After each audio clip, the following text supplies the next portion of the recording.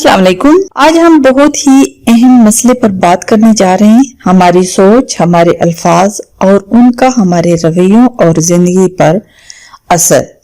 हम में से अक्सर लोग ये जानते हैं कि मोबाइल फोन जो हमारे पास पड़ा होता है हमारी तमाम बातें सुन रहा होता है, और जब हम उसको खोलते हैं तो फिर वही चीजें हमें सोशल मीडिया पर नजर आती हैं।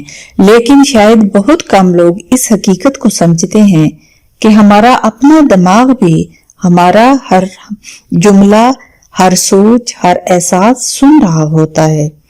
अब इसके बारे में माहिरीन नफ्सियात क्या कहते हैं? माहिरीन कहते हैं कि आप जैसा सोचते हैं वैसा ही महसूस करते हैं, और जैसा महसूस करते हैं वैसा ही अमल करते हैं, और फिर जिंदगी भी वैसी ही बन जाती है जैसा कि आप सोचते हैं।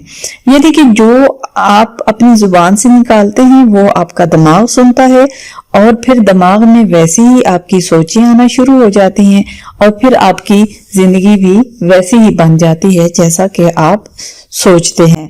Negative thinking creates negative reality.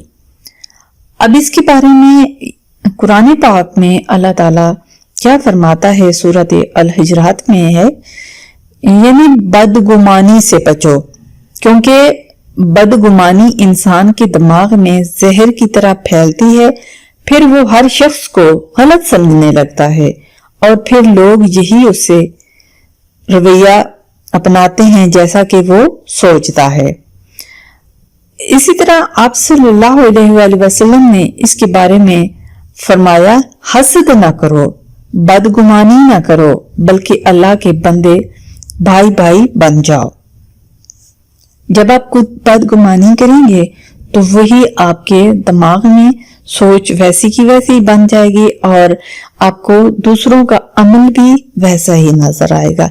ये सब तालीमात एक ही बात की तरफ इशारा करती हैं, अपने जहन और जुबान को साफ रखो ताकि जिंदगी भी साफ हो जाए। अब इंसानी तजर्बा इसके बारे में क्या कहता है? जो हमारे आसपास हो रहा है, जो जिसको हम देख रहे हैं, कि अगर आप बार बार कहें मुझे कभी कोई अच्छा इंसान नहीं मिला, ये जुमला अक्सर लोग बोलते हैं। लोग धोखेबाज होते हैं, ठीक है, लोग धोखेबाज भी होते हैं, लेकिन लोग अच्छे भी होते हैं, तो दोनों तरह सोचना चाहिए। कोई मेरा नहीं है तो दिमाग उसको सुन लेता है, फिर सच समझने लगता है, फिर उसको इंसान को वैसा ही महसूस होता है जैसा कि उसने सोचा था। हर इंसान पर शक करने लगेंगे और मनफी रवैया, तो फिर हमारा दिमाग जो है बिल्कुल वैसा ही बन जाएगा जैसा कि हम दूसरों के बारे में सोचते हैं। फिर लोगों को रवैया भी ऐसा ही हो जाएगा, क्योंकि दुनिया हमें वही कुछ देती है जो हम देखना चाहते हैं या हम दूसरों के बारे में सोचते हैं। आप कहना शुरू कर दें, मेरे रब ने मेरे लिए अच्छे इंसान लिखे हैं, अल्लाह मेरे दिल को सुकून देगा, मैं दूसरों के लिए खैर का जरिया बनूंगा। तो दिमाग यही सुनता है, फिर वो वैसा ही सोचता है, और फिर दूसरों के बारे में वो वैसा ही महसूस करता है, और फिर दुनिया भी वैसी ही आपको नजर आती है जैसा कि आप सोचते हैं। लेकिन बाज़ औक़ात ऐसा भी होता है कि कुछ इंसान अच्छी सोच रखने वाले होते हैं और उनके साथ भी बुरा हो जाता है, तो हो सकता है वो उनके कुछ इम्तिहानात भी हों, क्योंकि अल्लाह ताला अपने नेक बंदों से इम्तिहान भी तो लेता है। क्योंकि जो कहते हैं कि या अल्लाह हमें हिदायत दे, तो फिर वो हिदायत देने से पहले उनकी आजमाइश भी करता है कि ये दिल से कह रहे हैं या बस जुबान से ही कह रहे हैं। खैर, ये एक अलग से लंबा टॉपिक बन जाएगा। आज हम अपने पहले टॉपिक की तरफ आते हैं, अगर कोई बुरा करे तो कैसे। अब कुरान पाक में है, बुराई को भलाई के साथ दूर करो। बुराई को हम भलाई के साथ कैसे दूर कर सकते हैं? कि अगर कोई इंसान आपके साथ बुरा करता है तो हमें उसकी नीयत के बारे में तो नहीं जानते कि उसने किस नीयत से किया, لیکن جو کچھ ہمارے سامنے ہوتا ہے، کچھ ایسے ہوتے ہیں کہ جو پری پلان ہوتے ہیں کام، اور کچھ ہوتے ہیں حادثاتی ہو جاتے ہیں۔ اگر حادثاتی طور پہ ہو جاتے ہیں تو وہ ایک الگ بات ہوتی ہے، لیکن اگر کوئی پری پلان کرتا ہے تو اس کے لیے پہلے وہ سازش کرتا ہے، پھر اس عملی جامہ پہناتا ہے۔ حدیث پاک میں ہے کہ قوی مومن کمزور مومن سے بہتر ہے، تو اپنے آپ کو ہمیں قوی بنانا چاہیے، نہ کہ کمزور۔ جو غصہ پی لے، صبر کرے اور خود کو منفی لوگوں سے بچا لے۔ لہذا اگر کوئی آپ کے ساتھ بد سلوکی کرے، اسے امتحان سمجھیں، اس کی سطح پر نہ جائیں، اور اگر برداشت ممکن نہیں ہے تو پھر اس کا بہترین حل ہے منفی لوگوں، لڑائی جھگڑے، بدگمانیوں سے دور رہیں، انہیں نظر انداز کریں، اپنی زندگی میں ایسے ماحول کو جگہ ہی نہ دیں، وہاں سے آپ کہیں دور چلے جائیں۔ اگر آپ کو ان کی باتیں پسند نہیں ہے تو وہاں سے آپ کہیں اور بھی جا سکتے ہیں۔ اچھی سوچ صرف ایک نظریہ نہیں ہے، یہ قرآن پاک کا حکم بھی ہے۔ سائنس سے ثابت ہوتا ہے کہ ذہن کو وہی سنائیں جو آپ اپنی زندگی میں دیکھنا چاہتے ہیں۔